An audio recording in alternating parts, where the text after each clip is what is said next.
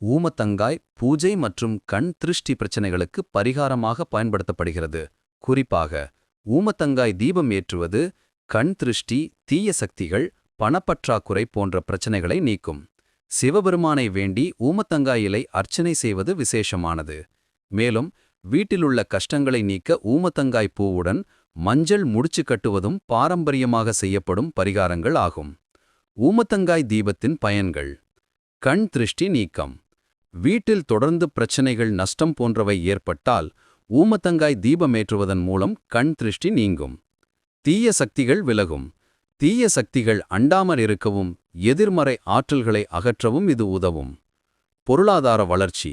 வறுமை, பணப்பற்றாக்குறை நீங்கி செல்வம் பெருகும். பரிகாரம் உரைகள்: ஊமத்தங்காய் தீபம். ஒரு சிறிய மண் அகல் விளக்கின் மீது வெண்கடுகு, ஊமத்தங்காய், இலுப்பை எண்ணெய், பஞ்சு திரி சேர்த்து சிவபெருமானை மனதில் வேண்டி 9 வாரங்கள் தொடர்ந்து ஏற்ற வேண்டும். ஊமத்தங்காய் பூ முடிச்சு. வீட்டிற்குள் கஷ்டங்கள் நுழையாமல் இருக்க ஊமத்தங்காய் பூவுடன் மஞ்சள் நிறம் முடிச்சு கட்டி வைக்கலாம். ஊமத்தங்காய் இலை அர்ச்சனை. விநாயகர் வழிபாட்டில் ஊமத்தை இலைகளைக் கொண்டு அர்ச்சனை செய்வது கஷ்டங்களை நிவர்த்தி செய்யும். முக்கிய குறிப்பு: ஊமத்தங்காய் விஷத்தன்மை கொண்டது. எனவே இதனை மிகுந்த கவனத்துடனும் பெரியவர்களின் மேற்பார்வையுடனும் சரியான முறையிலும் மட்டுமே பயன்படுத்த வேண்டும். இது ஆன்மீக நம்பிக்கை சார்ந்த பரிகாரம்.